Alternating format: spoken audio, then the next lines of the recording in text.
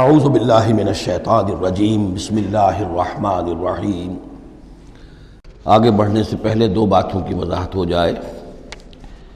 ایک تو تصحیح کرنی ہے مجھے اس بات کی کہ حضرت موسیٰ علیہ السلام جب نبوت سے سرفراز ہو کر مصر واپس آئے ہیں تو اس وقت جو بادشاہ تھا فرعون، وہ اصل میں اس بادشاہ کا بیٹا تھا جس بادشاہ کے زمانے میں کہ یہ بچے کی حیثیت سے دریائے نیل سے باہر نکالے گئے تھے اور جس کی گود میں گویا کہ پلے تھے۔ وہ فرعون بھی ابھی زندہ تھا، بوڑھا ہو چکا تھا، لیکن اس کے حضرت موسیٰ علیہ السلام کے محل میں آنے تک تو کوئی اولاد نہیں ہوئی تھی۔ بعد میں اسے بھی اللہ نے ایک بیٹا دیا اور اب وہ بیٹا جوان تھا، اور وہ بیٹا جو ہے حضرت موسیٰ علیہ السلام کے ساتھ محل میں پلا بڑھا تھا، بالکل ایسے جیسے بھائی ہوتے ہیں۔ تو اس کے دل میں بھی محبت بہت تھی، گویا کہ حضرت موسیٰ کی حیثیت بڑے بھائی کی تھی، اور اس فرعون کی جس کو اب اس باپ نے تخت سے دستبردار ہو کر اپنا زندہ ہونے کے باوجود سارے امور سلطنت جو ہے تفویض کر دیے تھے اپنے اس بیٹے کو، اس کے دل میں بھی محبت تھی اور اس نے بھی قتل کرنے سے گریز کیا۔ دوسری بات جو آخری آیت تھی 15ویں رکوع کی، یہ ہمارے لیے خاص طور پر لمحہ فکریہ ہے مسلمانان پاکستان کے لیے کہ ہم نے بھی تحریک پاکستان جو چلائی تو ہندوؤں کے غلبے کے خوف سے کہ اگر ہندوستان ایک وحدت کی حیثیت سے آزاد ہوا اور جو جدید دنیا کا جمہوری اصول ہے ون مین ون ووٹ، تو ہندو جو ہے اتنے غالب ہو جائیں گے کہ ہمیں دبا لیں گے، ہمیں ایکسپلائٹ کریں گے، ہماری تہذیب، تمدن، دین، مذہب، عقیدہ، زبان،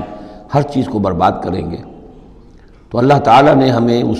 تحریک پاکستان میں جو بھی ہم نے کوشش کی اس میں کامیابی دی، اور بالکل یہی الفاظ وَيَسْتَخْلِفَكُمْ فِي الْأَرْضِ، اور تمہیں زمین میں طاقت عطا کرے، قوت عطا کرے، حکومت عطا کرے، فَيَنْظُرَ كَيْفَ تَعْمَلُونَ، پھر وہ دیکھے گا تم کرتے کیا ہو، تمہاری روش کیا رہتی ہے، تم پھر کیا طرز عمل اختیار کرتے ہو، تم واقعتاً اللہ کے بندے بنتے ہو اور اللہ ہی کی حکومت قائم کرتے ہو، یا یہ ہلدی کی گانٹھ جو تمہیں مل جائے تو اس کو لے کر تم پنساری بن کر بیٹھ رہتے ہو اور اپنی حکومت اور اپنی مرضی اور اپنی خواہشات کے مطابق وہ نظام وہاں کا چلاتے ہو۔ وَلَقَدْ أَخَذْنَا آلَ فِرْعَوْنَ، اور وہی قانون جو کہ سورہ انعام میں بھی آیا تھا، سورہ اعراف میں بھی، جب حضرت موسیٰ علیہ السلام آل فرعون کی طرف آئے تو اب یہ جو رد و قدح وہاں شروع ہوئی، تو اس دوران میں اللہ تعالیٰ نے قوم فرعون کے اوپر بہت سے چھوٹے چھوٹے عذاب بھیجنے شروع کیے تاکہ وہ ہوش میں آئیں، جاگیں۔ وَلَقَدْ أَخَذْنَا آلَ فِرْعَوْنَ، اور ہم نے پکڑا فرعون والوں کو بِالسِّنِینَ، بار بار قحط آ رہے ہیں، وَنَقْصٍ مِّنَ الثَّمَرَاتِ، اور فصلوں کی تباہی سے، لَعَلَّهُمْ يَذَّكَّرُونَ، شاید کہ وہ نصیحت پکڑے۔ فَإِذَا جَاءَتْهُمُ الْحَسَنَةُ،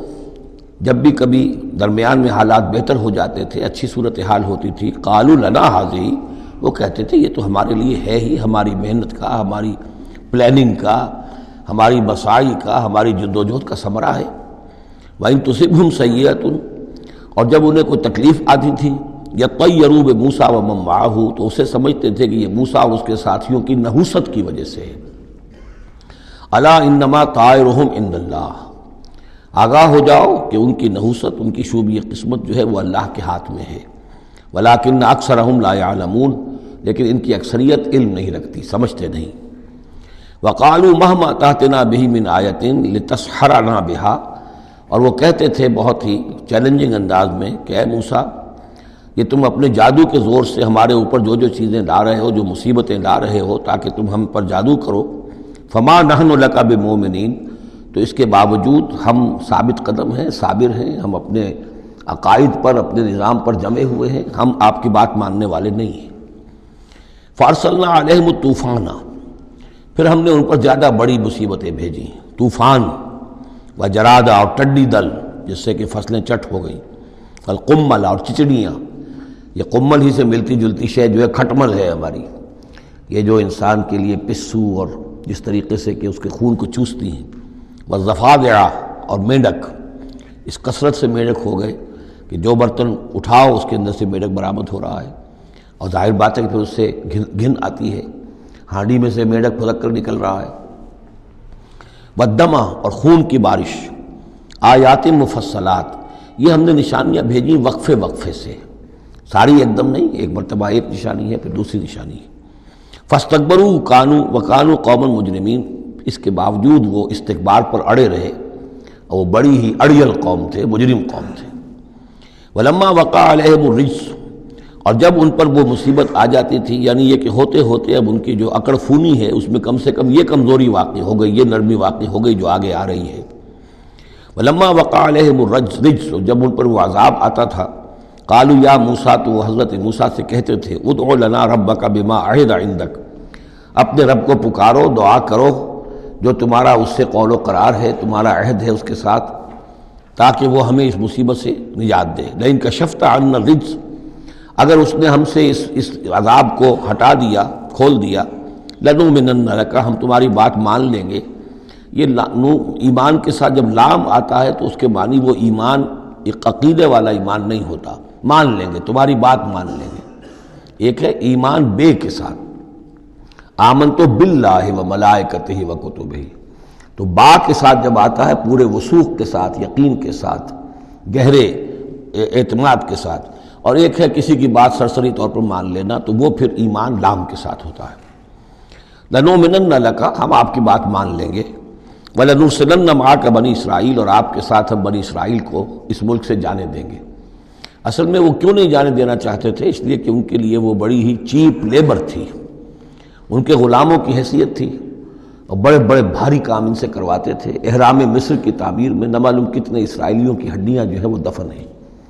بڑی بڑی چٹانیں جو ہیں وہ جب اوپر کھینچی جاتی تھی، اگر کوئی گرتی تھی تو ان کے 20 نہیں سینکڑوں جو ہے اس کے اندر پس جاتے تھے۔ تو ظاہر بات ہے کہ وہ چیپ لیبر جو انہیں ملی ہوئی تھی اس کو چھوڑنے کے لیے آسانی سے وہ تیار نہیں تھے، اس حوالے سے انہیں یہ شاخ گزر رہا تھا، ورنہ ظاہر بات ہے وہ بھی جانتے تھے کہ یہ ہمارے اس ملک کے رہنے والے نہیں ہیں، کہ ابتدا میں ان کے لیے وہاں بڑی آؤ بھگت رہی، بڑے عیش رہے، وہ پیرزادوں کی طرح ان کا احترام کیا گیا،